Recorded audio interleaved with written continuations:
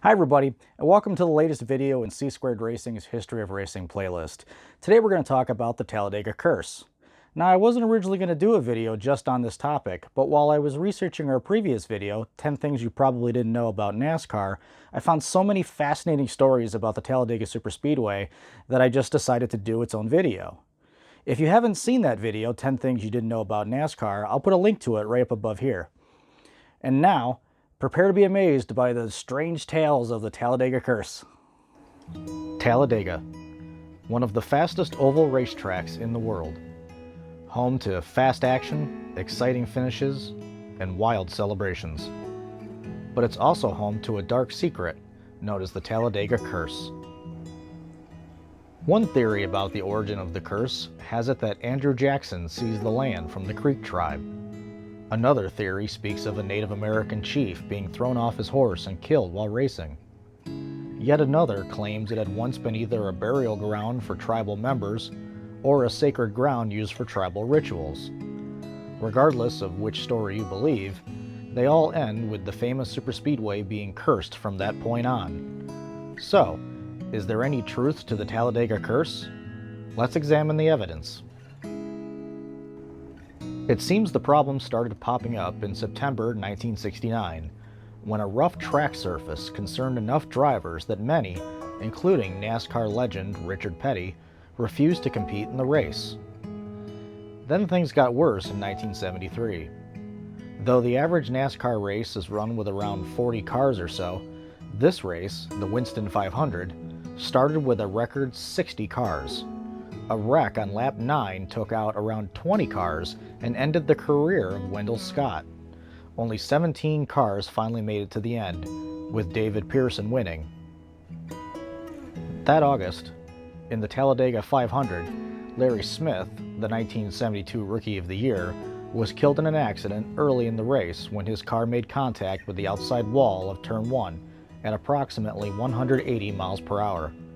Later in the race, driver Bobby Isaac claimed that everything in his car got very quiet, and then he began to hear voices telling him to quit. On lap 90, Isaac came to pit road for a relief driver and retired from the sport on the spot. In 1975, tragedy struck again when Richard Petty's brother-in-law, Randy Owens, was killed during the Winston 500 while trying to put out a wheel bearing fire on Petty's car.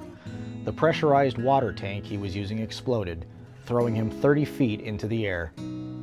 Later in that year, during the Talladega 500, tragedy struck again when driver Tiny Lund was killed in a wreck on lap 6.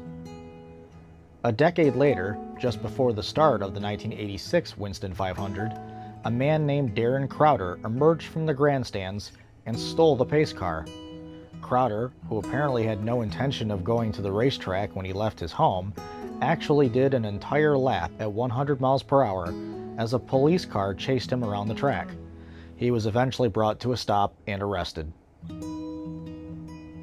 On July 12, 1993, tragedy once more when driver Davey Allison is killed at the age of 32 in a helicopter crash while trying to land at the Speedway to watch a NASCAR Busch Series practice session involving family friend Neil Bonnet's son, David.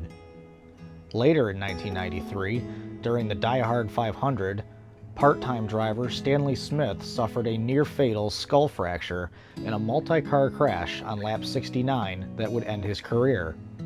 Smith's car was launched over the outside wall and completely out of the racetrack, helping to prompt the track to install catch fencing around the entire course rather than just where the grandstands were located.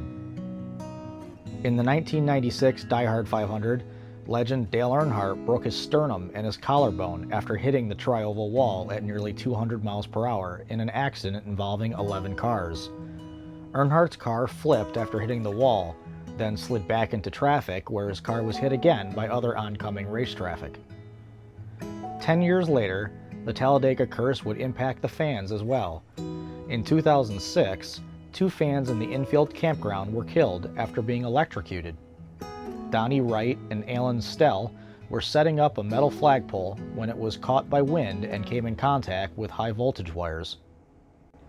The year 2013 saw multiple fan deaths. In May, 28-year-old Nicholas Bauer, drowned in a nearby creek in the Jackson Shoals area. Then, in October, a couple from Tennessee suffered carbon monoxide poisoning in their RV while camping outside the superspeedway during a NASCAR race weekend. The couple's gas stove had a faulty exhaust system, leading to the death of 46-year-old Craig Morgan and the hospitalization of his wife Allison. In 2014, 42-year-old Teresa Ben went missing on October 19th after being last seen at or near the track, only to be found dead a month later in an area not far from where Nicholas Bauer had drowned. While Bauer's death was not determined to be suspicious, Ben's death was ruled a homicide. Who's to say if there really is a Talladega jinx or curse? But there's no doubt that this is no ordinary racetrack.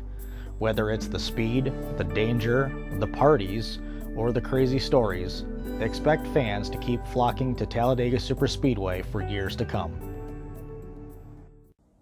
Well, we hope you enjoyed this video and that you learned something new about the Talladega Superspeedway. If you did enjoy this video, please don't forget to like and subscribe. Thanks for watching, everybody, and we'll see you on the next lap.